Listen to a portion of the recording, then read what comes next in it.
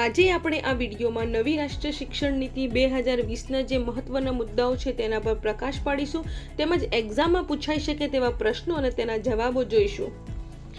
Doctor કે કસ્તુરીરંગન કે જે ઇસરોના પૂર્વ વૈજ્ઞાનિક હતા, તેમની અધ્યક્ષતામાં નવી રાષ્ટ્રીય શિક્ષણ નીતિની રજૂઆત કરવામાં આવી અને તારીખ 29 જુલાઈ 2020ના રોજ કેન્દ્રીય કેબિનેટ બેઠકમાં તેને મંજૂરી પ્રાપ્ત થઈ. આ માટે એસડીજીનો આધાર લેવામાં આવ્યો. એસડીજી એટલે સસ્ટેનેબલ ડેવલપમેન્ટ ગોલ્સ. આપણા દેશમાં આ ત્રીજી શિક્ષણ નીતિ છે. સૌ પ્રથમવાર ઇન્દિરા ગાંધી જ્યારે પ્રધાનમંત્રી હતા ત્યારે 1968માં પ્રથમવાર શિક્ષણ નીતિમાં ફેરફારો કરવામાં આવ્યા. ત્યાર પછી રાજીવ ગાંધી પ્રધાનમંત્રી હતા ત્યારે 1986માં બીજી વાર ફેરફારો કરવામાં આવ્યા. 1992માં આમાં કેટલાક અપડેટ કરવામાં આવ્યા હતા, પરંતુ આ ફેરફારો ખૂબ જ ઓછા પ્રમાણમાં હોવાથી તેને અલગથી ગણવામાં આવતા નથી. અને હવે જ્યારે શ્રી નરેન્દ્ર મોદીભાઈ પ્રધાનમંત્રી છે ત્યારે 2020માં આ શિક્ષણ નીતિમાં ખૂબ જ મોટા પ્રમાણમાં ફેરફારો કરવામાં આવ્યા છે. એટલે કે 34 વર્ષ પછી શિક્ષણ નીતિમાં બદલાવ લાવવાનો પ્રયત્ન કરવામાં આવ્યો છે. આ શિક્ષણ નીતિમાં 3 બાબતો સમાવિષ્ટ છે. એક તો ભારતમાં ફોરેન યુનિવર્સિટીને એન્ટ્રી આપવામાં આવશે. બીજું, હાયર એજ્યુકેશનના માળખામાં બદલાવ કરવામાં આવશે અને જીડીપીમાંથી 6% શિક્ષણ પાછળ ખર્ચ કરવામાં આવશે. અને આ સુઝાવ TS સુબ્રમણ્યમ અને કસ્તુરીરંગન દ્વારા આપવામાં આવ્યો હતો. આ નીતિમાં ministry of human resource development એટલે કે MHRD માનવ સંસાધન વિકાસ મંત્રાલયનું નામ બદલી મિનિસ્ટ્રી ઓફ એજ્યુકેશન એટલે કે શિક્ષા મંત્રાલય રાખવામાં આવ્યું છે. ગુણવત્તાવાળા શિક્ષણમાં ભારત દુનિયામાં 62મા નંબરે આવે છે. તો જોઈએ નવી રાષ્ટ્રીય શિક્ષણ નીતિ 2020માં કયા કયા ફેરફારો કરવામાં આવ્યા છે. તો પહેલા 10+2ની પદ્ધતિ હતી, એટલે રાજ્ય સરકાર વિદ્યાર્થી પર 12 વર્ષ સુધી નજર રાખતી હતી. અને નવી રાષ્ટ્રીય શિક્ષણ નીતિમાં 5+3+3+4ની પદ્ધતિ અપનાવવામાં આવી છે. એટલે હવે રાજ્ય સરકાર વિદ્યાર્થી પર 15 વર્ષ સુધી નજર રાખશે. તો ચાલો આ નવી પદ્ધતિનું ઊંડાણપૂર્વક અભ્યાસ કરીએ. 5+3+3+4માં જે પહેલા 5 છે તે 5 વર્ષ દર્શાવે છે. આ તબક્કાને પાયાનો તબક્કો અથવા ફાઉન્ડેશનલ સ્ટેજ કહેવામાં આવે છે.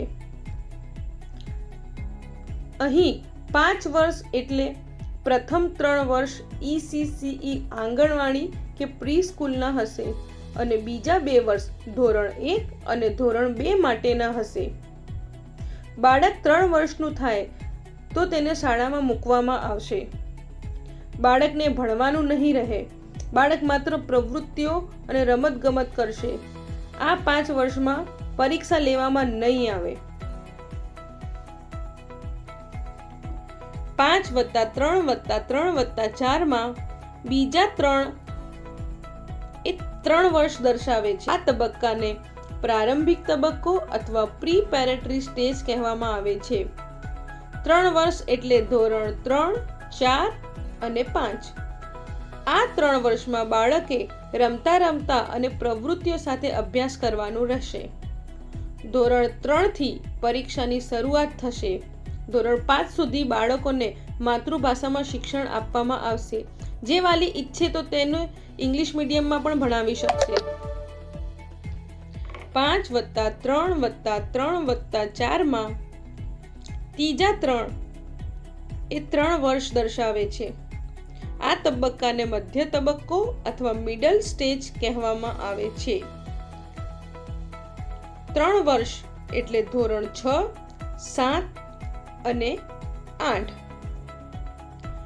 આ 3 વર્ષમાં બાળક માટે કોમ્પ્યુટર કોડિંગ અને વોકેશનલ કોર્સીસ શરૂ કરવામાં આવશે. એટલે જો બાળક ઈચ્છે તો સુથારી કામ, સિલાઈ કામ વગેરે વર્ગોમાં જોડાઈ શકશે. આ સિવાય ગણિત, વિજ્ઞાન અને કળાઓ શીખવાની રહેશે અને વિદ્યાર્થી ઈચ્છે તો સંસ્કૃત, ઉર્દુ વગેરે જેવી કોઈ પણ ભારતીય ભાષાઓમાંથી કોઈ પણ એક ભાષા શીખી શકશે. 5+3+3+4 માં 4 એ 4 વર્ષ દર્શાવે છે. આ તબક્કાને માધ્યમિક તબક્કો અથવા સેકન્ડરી સ્ટેજ કહેવામાં આવે છે. 4 વર્ષ એટલે ધોરણ 9, 10, 11 અને 12. 9 થી 12 માં સેમેસ્ટર પદ્ધતિ દાખલ કરવામાં આવશે, એટલે બાળકે દર 6 મહિને પરીક્ષા આપવાની રહેશે. નો સ્ટ્રીમ એટલે આર્ટ્સ, કોમર્સ, સાયન્સ વગેરે જેવા વિકલ્પો બાળકને આપવામાં નહીં આવે. બાળક માટે મલ્ટિપલ સબ્જેક્ટ્સની સુવિધા ઉપલબ્ધ હશે, એટલે બાળક પોતે ઈચ્છે તેવા વિષયો પસંદ કરી શકશે. વિદ્યાર્થી પોતે ચિંતન કરી શકે તેવું વાતાવરણ ઊભું કરવામાં આવશે. તેમજ બાળક પોતાની ઈચ્છા મુજબ કોઈ પણ એક ફોરેનની ભાષા શીખી શકશે, જેમ કે રશિયન, જર્મન વગેરે કોઈ પણ એક ભાષા શીખી શકશે. આ પછી કોલેજનું માળખું જોઈએ તો ગ્રેજ્યુએશનના 4 વર્ષ હશે.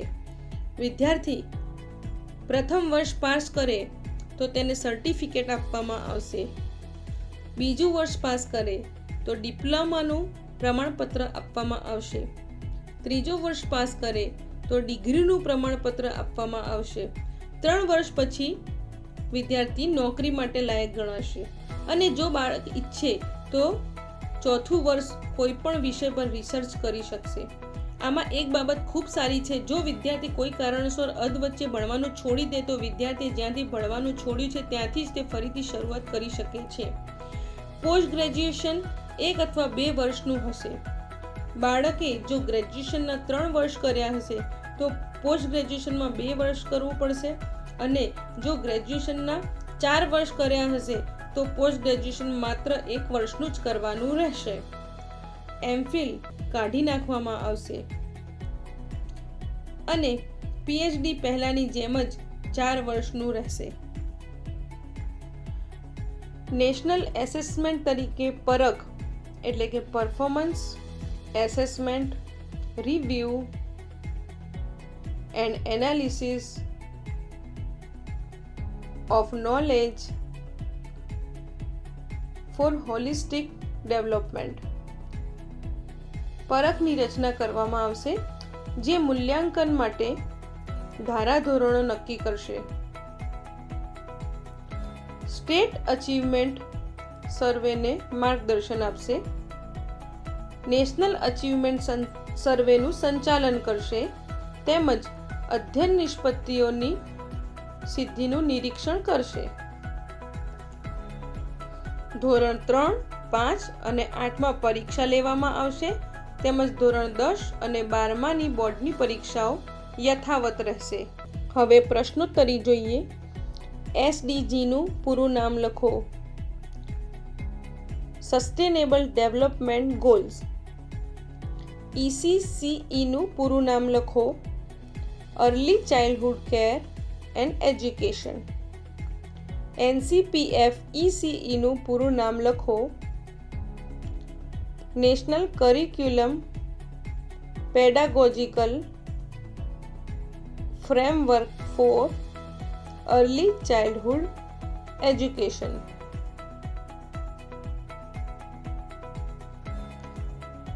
NTAનું પૂરું નામ લખો. National testing agency.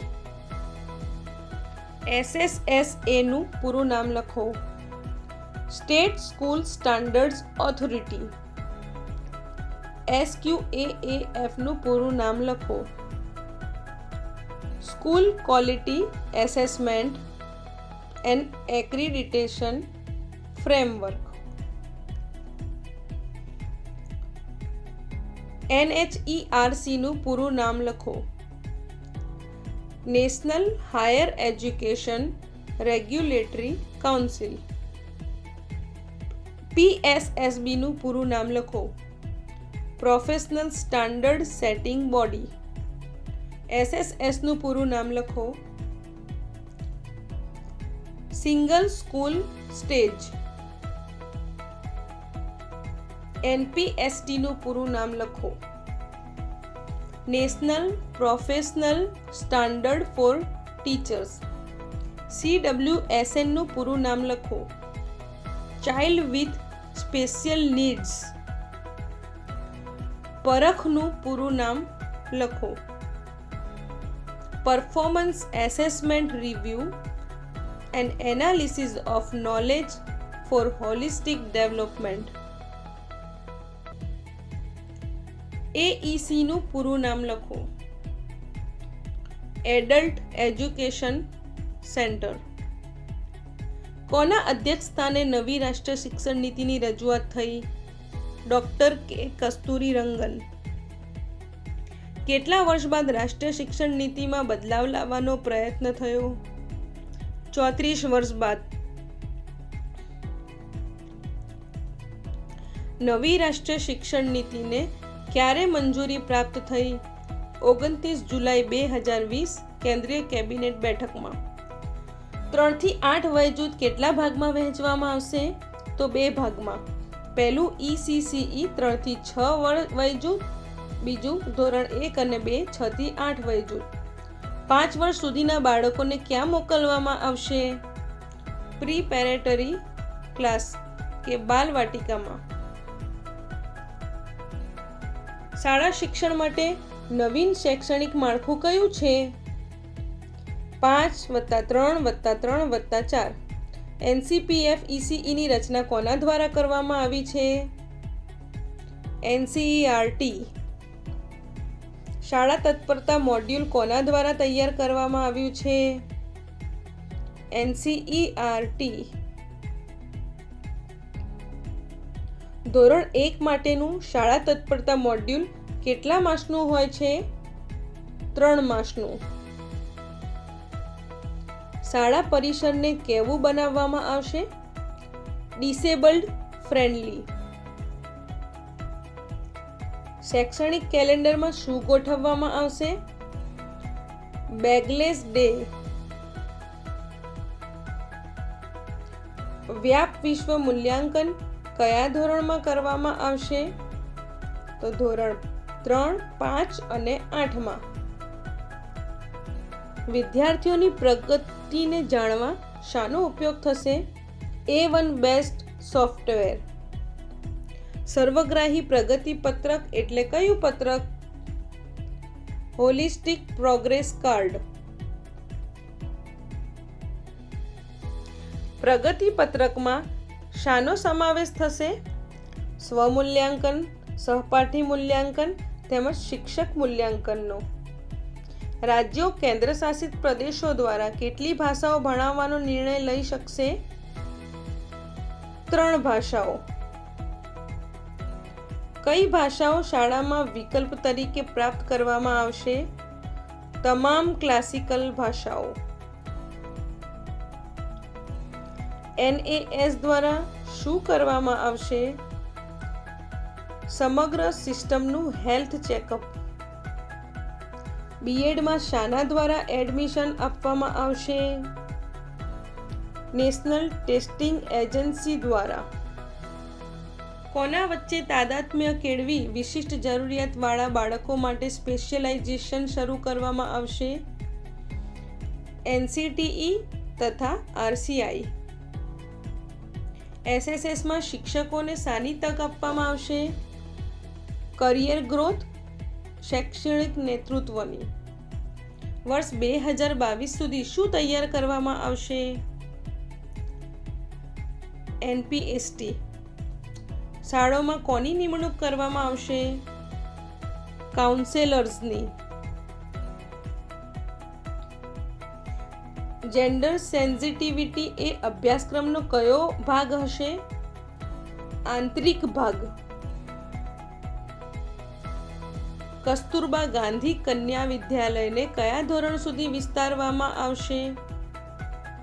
ધોરણ 12 સુધી. 2025 સુધીમાં કેટલા વિદ્યાર્થીઓ વ્યવસાયિક શિક્ષણ મેળવશે?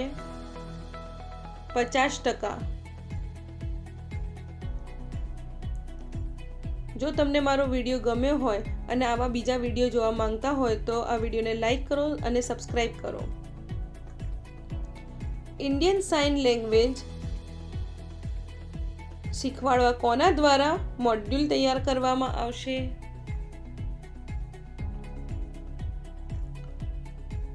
NIOS દ્વારા.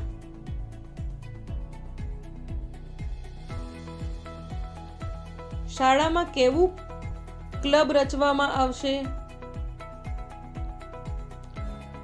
Project based club.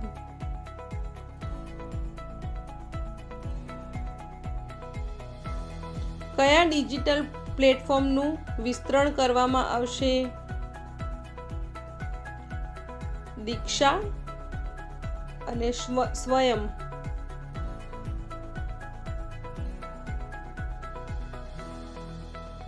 આંગણવાડી તેમજ પ્રાથમિક શાળા દ્વારા 1 વર્ષના પૂર્વ પ્રાથમિક શાળાનું વિસ્તરણ કયા વર્ષથી થશે? 2023-24. ધોરણ 10 માટે નવી બોર્ડ પરીક્ષાની પેટર્ન કયા વર્ષથી થશે? 2022-23. ધોરણ 12 માટે નવી બોર્ડ પરીક્ષાની પેટર્ન કયા વર્ષથી થશે? 2024-25. 1 વર્ષના પૂર્વ પ્રાથમિક શાળાનો પ્રારંભ તેમજ 3 માસનો ધોરણ 1 માટે શાળા તત્પરતા મોડ્યુલ કયા વર્ષથી શરૂ થશે? 2021-22થી. કયા ધોરણ સુધી માતૃભાષામાં શિક્ષણ આપવામાં આવશે? ધોરણ 5 સુધી. શિક્ષકો માટે પ્રતિ વર્ષ ઓછામાં ઓછી કેટલા કલાકની સેવાકાલીન તાલીમ રહેશે? 50 કલાકની. નેશનલ એસેસમેન્ટ સેન્ટર તરીકે કોને નક્કી કરવામાં આવ્યું છે? પરખને. દરેક PhDના વિદ્યાર્થીને ફરજિયાતપણે કયા મોડ્યુલનો અભ્યાસ કરવાનો રહેશે? શિક્ષક પ્રશિક્ષક મોડ્યુલનો. I hope you like this video અને નવા વિડીયો સાથે ટૂંક સમયમાં ફરીથી મળીશું. આભાર.